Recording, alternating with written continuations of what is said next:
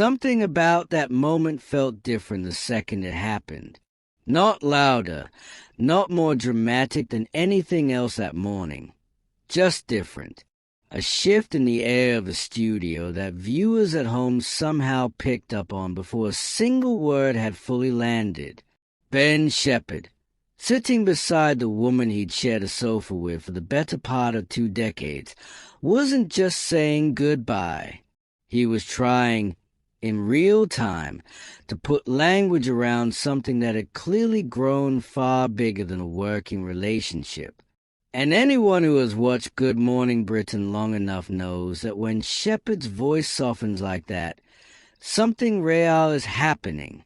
It's worth pausing on why this particular exchange landed so hard for so many people. Kate Garraway has spent the last several years living through some of the most publicly witnessed grief in British television history. Viewers didn't just watch her host a breakfast show. They watched her navigate her husband's illness, his death, and the slow, unbearably human process of coming back to work afterward. So when a colleague turns to her, on air, and calls her something as simple as incredibly special, it doesn't read as a throwaway compliment. It reads as an acknowledgement of everything that happened in the years between. That's the thing about morning television that people sometimes forget. These aren't actors reading lines.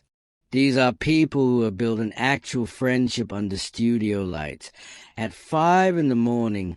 for years on end. And when one of them finally says out loud what everyone watching has already sensed for a long time, it hits differently than any scripted farewell ever could. Some viewers notice how Shephard's tone changed the moment he shifted from banter into something more sincere, that small drop in pace, the way his eyes seemed to settle rather than dart toward the autocue. It's a subtle thing, easy to miss if you're not paying attention, but it's often the tell that separates a presenter doing their job from a person genuinely struggling to hold it together on camera. And Garraway's reaction mattered just as much as the words themselves. There's a particular kind of stillness that comes over someone when they are trying not to cry on live television. Not sad exactly, but overwhelmed in a way that's hard to perform even if you wanted to. Many watching at home said they felt that stillness through the screen, which is precisely why clips like this tend to circulate long after the broadcast ends. It isn't the tribute itself that people remember. It's a visible effort of someone trying to hold their composure while being told, quite plainly, that they matter. It almost seemed as though the entire studio understood the weight of the moment before it had even been named. The kind of unspoken tension that builds between two people who know exactly what the other has been through. There's a reason audiences have gravitated toward the Shephard-Garraway dynamic for years. It never felt performed. It felt like watching two friends who happened to have cameras pointed at them. While nothing about the future of their on-screen partnership has been confirmed, that uncertainty is arguably part of why this tribute resonated the way it did.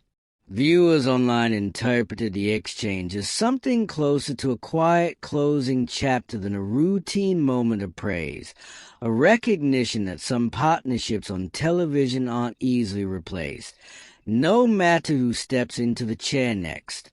What made it linger wasn't spectacle. There was no big musical cue, no dramatic camera pull, nothing manufactured for effect. Just two people who've clearly been through a great deal together, saying something true to each other in front of millions of strangers who happened to feel like they understood exactly what was being left unsaid. Maybe what stayed with viewers wasn't just what was said, but everything that seemed to exist between the words. And perhaps that's why moments like this continue to spark conversation long after the cameras stop rolling, because underneath the format, the studio lights, and the early morning schedule, what audiences were really responding to was something achingly, recognizably human. What did you notice in that moment?